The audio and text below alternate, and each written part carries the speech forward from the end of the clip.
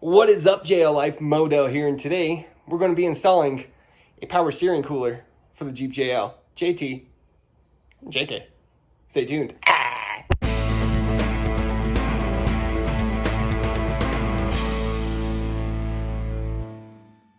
So Jeep came out with an electric power steering pump for the Jeep JL. Everyone's used to belt-driven power steering. Well, this one is electric. When it's belt-driven, you got to start getting RPMs up when you want that additional power for your steering. With an electric pump, well, it's immediate. From what I understand, the problem with the electric steering pump, it wasn't made for big tires, it's made for small tires. Well, not very many people will sit there and stay on a small tire. Just start stepping up. Because of all that added stress from the bigger tires, it leads to issues.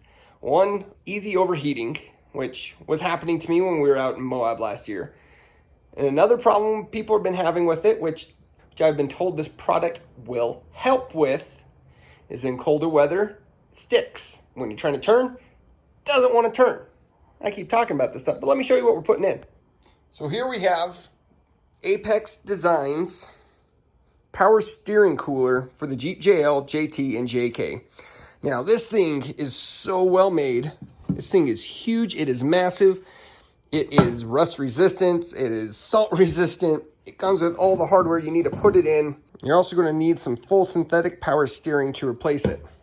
So stock, your power steering has roughly about 12 fluid ounces of fluid inside of it, which is just this much. The low amount of fluid, it has a difficult time cooling, and your power steering fluid burns easily, especially if you off-road, especially if you off-road with big tires, especially if you off-road the way I off-road. Adding this cooler in itself adds nearly 30 extra fluid ounces. Now that more than doubles what the system can already handle. Now that in itself, just the huge volume increase will one, definitely help with overheating. And two, like I said, it's supposed to help with that sticking issue because, you know, the power steering in itself is having a hard time regulating temperatures when it binds up, and this should help do it. I understand we're going from hot to cold. I won't be able to test the sticky steering until the cold weather comes around because that's when we have the issues. I bought two of them, one for my Jeep, one for Misty's.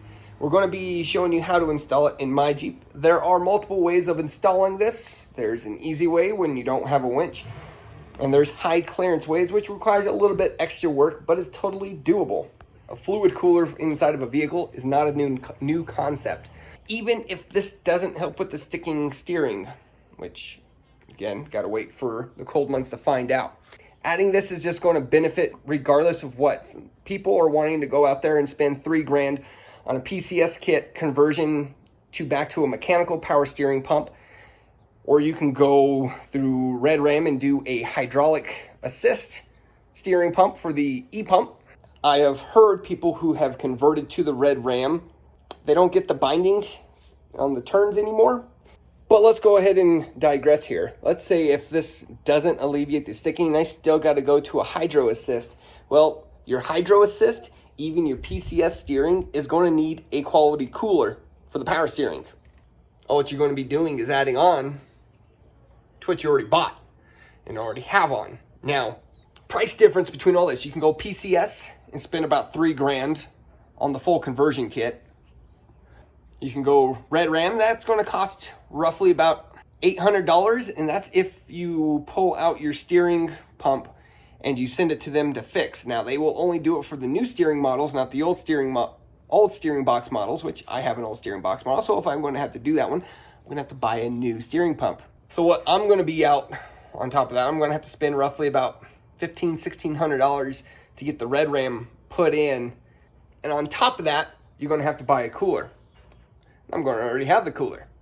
So for install, I mean, you can make this as difficult as you want. If you have something with a recessed winch, it's a little bit more difficult to do.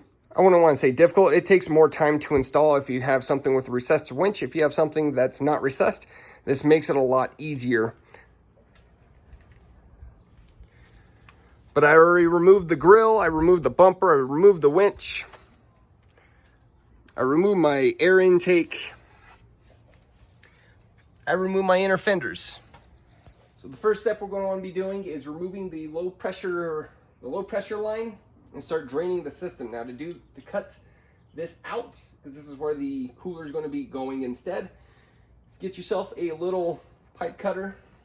And if you don't have a pipe cutter, not a big deal. You can literally cut this with anything that will cut through it. You're not going to be reusing this part.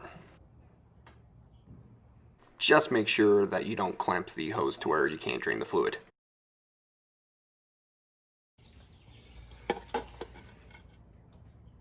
There we go.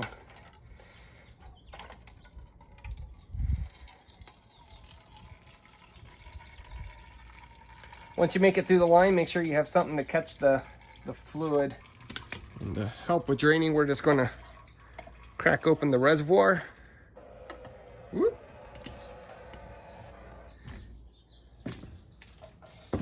And I have a catch can just in case. So the end goal is we're actually going to have to remove this entire line. And underneath the FAD right now, just to kind of give you an idea. This line goes to the back of the power steering pump. And we're going to need to take that off and pull it out. And this other line going to the other side of the box is the high pressure. We're not touching that one. We're going to start by removing these bolts on the inside of the frame for the low pressure return line. There's 2 of them.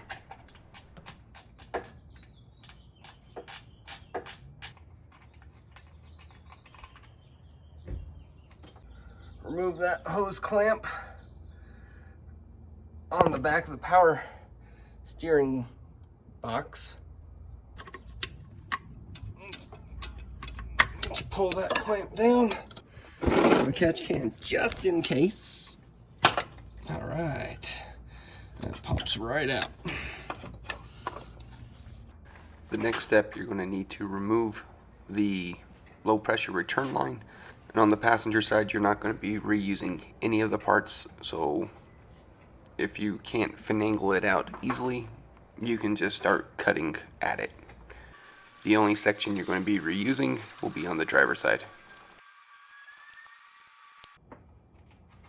After some additional cuts, I was able to easily snake it out. On the driver's side, let's get a sharp knife and cut the hose.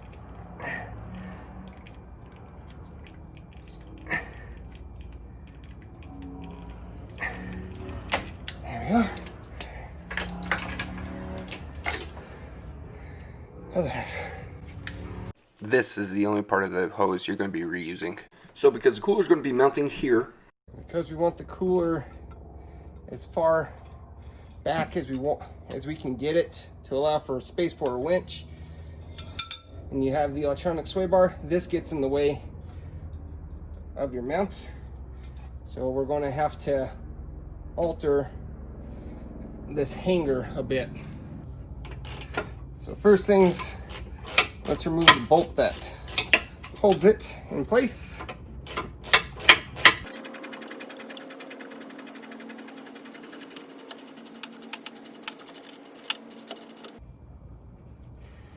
Take the hanger off. Set that aside. So from the bottom of this, the cross member to the pin, we want it at about 6.5 inches of clearance. So we got to come down about a good inch. Make sure you wrap the wire out of the way so you don't accidentally hit it.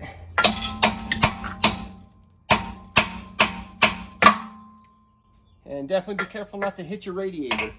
That being said, I probably should have put a piece of cardboard wood in between the radiator and the hammer, but oops.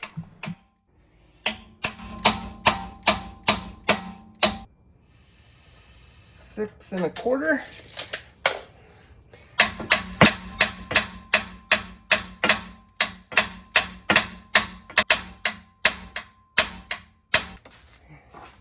There we go, 6 1/2. Whew. Despite which mounting option you choose to go with, make sure you're dry fitting it along as you go, just to make sure it's going to clear everything before you start drilling into the frame. In here I'm just tightening the brackets so they hold firm. Put the grill on just to make sure it still fits. That looks like that's going to be the spot. So the key spot here is just to make sure it fits to what's going to give you the clearance of what you need.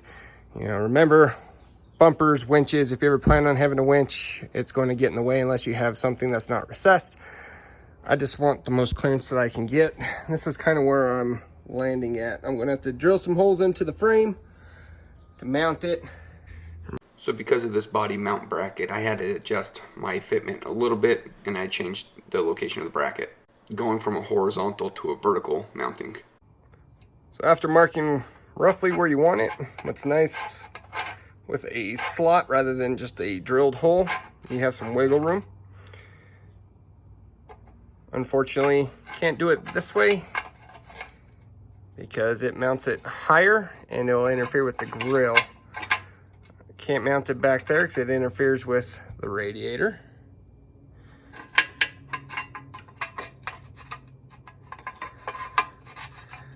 But once you get this done, you'll have options if you need them. But mine's gonna look like that. But yeah, let's drill that out.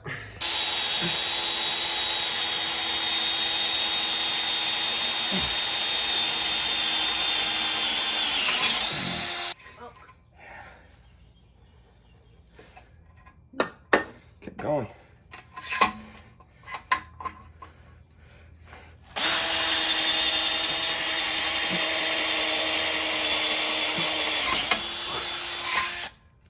And of course, don't forget the other side.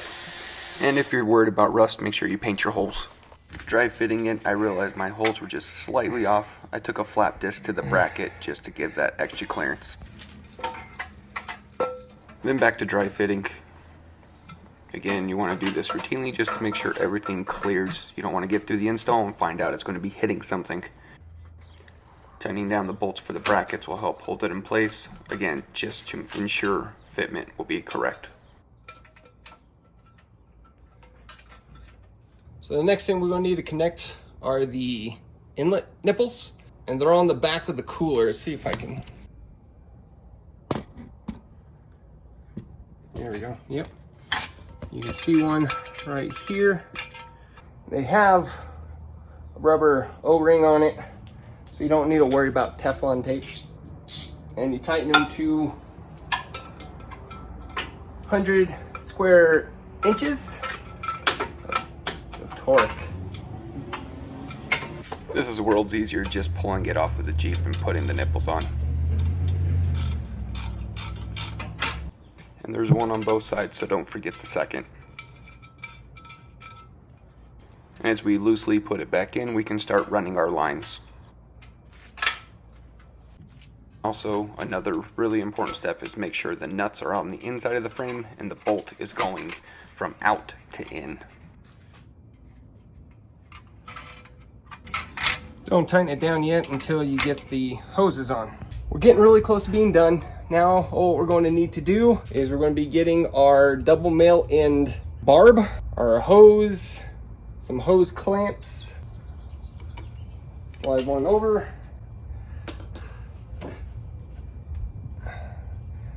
Slide in your barb. You're going to slide on 2 more hose clamps.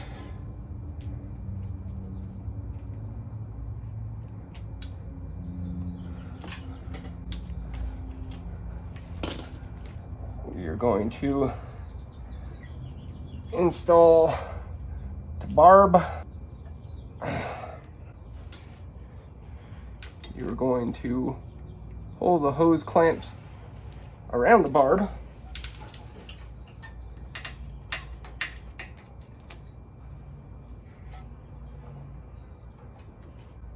Like that.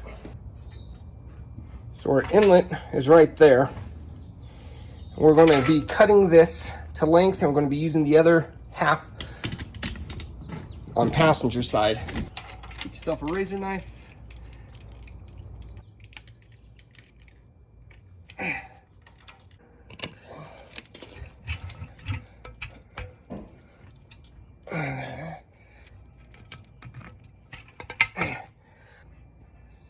Success.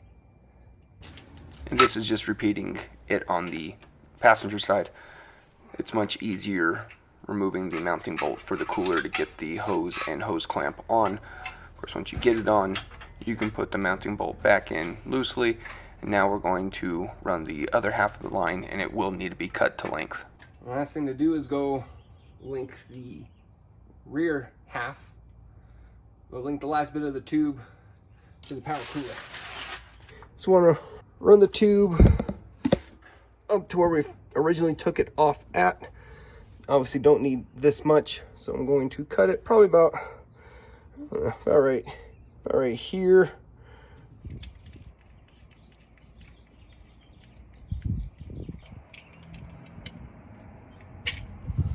And don't forget your hose clamp. Turn on. And slide it up and over.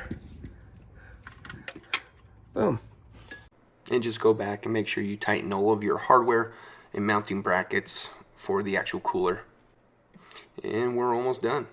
Before filling your system with fluid, you want to make sure that your grill and your bumper are going to clear. You don't want to get it all filled up and find out it doesn't clear and you got to remove it and it's a mess. So after finishing the install, we're going to need to fill up the power steering. Again, it needs to be the full synthetic. There we go, not paying attention. So let me explain what we're doing. We have to fill the power steering system. In order to do that, you have to add a little bit of power steering fluid to the reservoir adding box.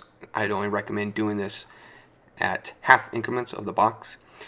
As you fill it, it's not going to go through the system until you start engaging the pump. And in order to do that, you're going to have to turn the steering wheel left to right. Now, what I recommend you doing is jacking up your front end of your Jeep so your tires are off the ground. One, it's going to be darn near impossible to turn the tires without any power steering fluid. And two, you're going to preserve the longevity of your tires doing this rather than just grinding them into the ground. You'll go and you'll add half of the reservoir of fluid and you will go into the cab and rotate the steering wheel left to right, left to right, left to right to start pushing the fluid into the system. And you will continue to do that until the system is full. And how do you know when the system's full? Easy. There will be fluid left over in the reservoir when you're done turning the steering wheel. As you are filling it and you're rotating it left to right, the reservoir will empty because all the fluid is going into the cooler, the system, the lines. Once it is full and you turn the steering wheel left to right, it will fill back up to where you last left it. Now, it is important not to overfill this because there's pressure in this system, and if you overfill it and it doesn't have that space to expand and vent, it will boil over and you'll make a mess inside of your engine bay, possibly damaging parts. Ultimately, you want it filled about halfway when done. And if you do overfill this, to extract fluid from it, you're going to have to put some sort of extractor inside the reservoir to pull it out. So there it is, the winch plate installed. I got probably about a good ½ inch of clearance between the winch plate and the cooler. Got a gap in the back behind between the two radiators, the radiator and the cooler. Gap in between the grill. It's getting really hot. But guys, this install isn't a one size fits all. You're going to have to do what works best for your Jeep and your build because different bumpers, different winches all take up different clearance. It's just the principle will stay the same. How I mounted the lines, of course, is important. I got grease in my eye. But I'm going to finish putting this together, and I got a couple more things to talk about this product. So there it is, all installed. You can't even see it. Now, will this part give you a performance increase in your steering performance? Well, no, it's not designed to do that. Your steering performance, your steering responsiveness, your steering tightness, none of that's going to change. What this does is help regulate the temperature and help keep the power steering fluid at a more proper viscosity, which is the consistency of the oil. As the oil heats up and gets too hot, it burns. And when it burns, the consistency of the oil doesn't protect as well as it should. Now, what that will in turn translate to is parts inside of the power steering pump, the gearbox, parts prematurely wearing and going bad. Now, if you need to replace the power steering pump, it's like $800. You need to replace the power steering gearbox. I've seen that as low as $600 on sale, but that typically, again, goes for $900. You go to the dealer, well, if you like to off-road, because last time we took Misty's in, they came up, it's like, I don't know if we're going to be able to warranty this. It looks like you guys rock crawl. And he said it like a dirty word. It was funny. But I don't like to deal with the dealer. This part in itself is just going to just keep the steering components that much happier. Now, if this helps the sticky steering like they say it will, which they claim is due to poor temperature regulation of the power steering pump, I mean, I won't be able to tell right now because that issue comes in the winter, and we'll see what happens when the winter comes, if that does help or not. If it doesn't, I'm not going to be too upset about it because, as I mentioned earlier in the video, despite whatever steering system you move to, if you decide to go PCS or if you decide to go Red Ram, you're going to need a quality cooler. Now I already have it. It's one less thing to buy. It's one less thing to install into the Jeep. Again, this is super high quality. The install was super easy. It's well out of the way of rocks. I know this is just going to add so much life to my current steering setup, and I know it's going to prevent the overheating in the hot weather. As again, as you go to the big tires, your power steering pump's working a lot harder. And if you like to go off-roading in 100-degree weather, which is kind of what we're dealing with right now in June, it's going to lead to your power steering fluid burning a lot faster, and it's going, again, will translate to burning up your power steering pump or just losing all of your power steering fluid because the seal went bad and you don't realize it while you're off-roading. That's going to lead to a bad time.